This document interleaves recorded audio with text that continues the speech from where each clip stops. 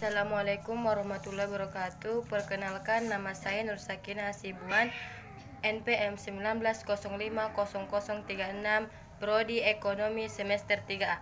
Assalamualaikum warahmatullahi wabarakatuh. Perkenalkan, nama saya Nur Ainun, NPM 19050035, Prodi Ekonomi. Yaitu satu, pengertian jual beli perusahaan. Pengertian jual beli perusahaan adalah perjanjian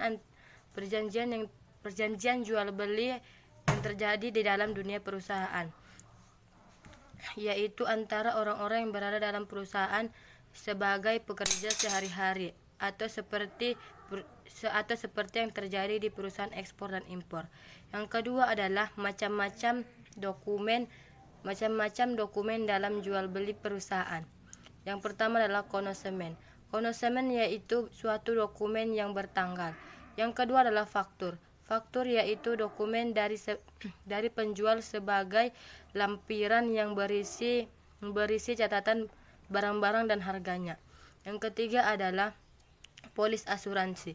Polis asuransi yaitu tanda bukti bahwa barang tersebut sudah berasuransi. Yang ketiga adalah certificate of origin, yaitu surat keterangan asal barang. Yang kelima adalah packing list, yaitu suatu daftar tentang koli-koli beserta isinya.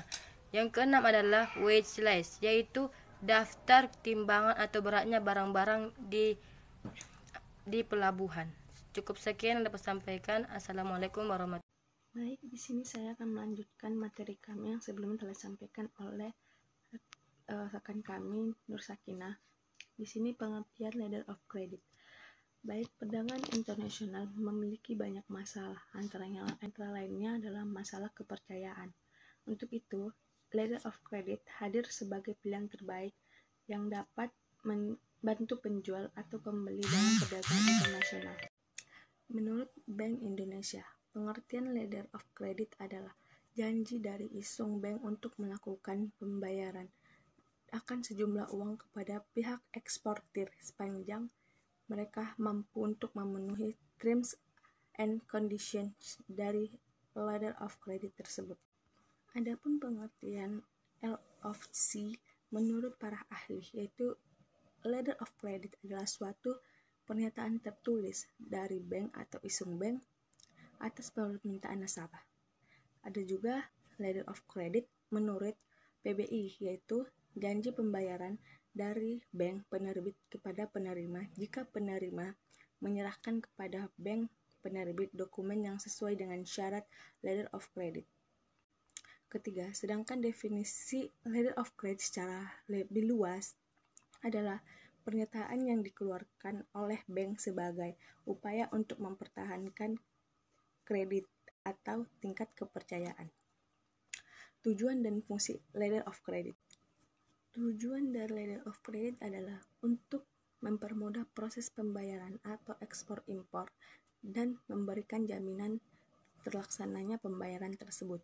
Sedangkan fungsi letter of credit adalah merupakan perjanjian bank dalam menyelesaikan transaksi komersial internasional pertama. Kedua, memastikan terjadinya pembayaran sepanjang syarat-syarat letter of credit dipenuhi. Ketiga, membantu bank memberikan fasilitas pembiayaan kepada importir. Keempat, merupakan instrumen yang didasarkan hanya atas dokumen dan bukan atas barang dagang. Jenis-jenis letter of credit. Pertama, revocable letter of credit. Kedua, irrevocable letter of credit. Ketiga, irrevocable and confirmed letter of credit. Keempat, clean letter of credit. Kelima, documentary letter of credit. Keenam, documentary letter of credit dengan red clause. Ketujuh, revolving letter of credit. Dan ke-8, back-to-back letter of credit. Adapun pihak-pihak dalam transaksi letter of credit. Pertama, pemohon. Kedua, bank penerbit. Ketiga, penerima. Keempat, bank penerus. Kelima, bank yang ditunjuk. Keenam, bank penegosiasi. Dan ketujuh, bank pengkonfirmasi. Baik, di sini saya akan melanjutkan materi kami yang membahas tentang badan usaha, di mana badan usaha ini merupakan kelompok hukum atau usaha ekonomi yang bertujuan untuk mencari keuntungan. Badan usaha ini terbagi dua, yaitu badan usaha milik negara dan badan usaha milik swasta. Badan usaha milik negara yaitu misalnya PT, Perjan, firma, perusahaan perseorangan, dan lain-lain. Sedangkan badan milik swasta yaitu koperasi, yayasan, dan lain-lain. Adapun perbedaan antara badan usaha milik negara dan badan usaha milik swasta ialah perbedaannya yaitu pertama dari segi usahanya, kedua dari segi organisasinya, ketiga dari segi tujuannya, keempat dari segi pengolahannya, dan kelima dari segi sumbernya. Baik, cukup sekian hasil materi kami yang telah kami sampaikan. Kurang dan jangkalnya kami mohon maaf, kepada Tuhan kami mohon ampun. Assalamualaikum warahmatullahi wabarakatuh.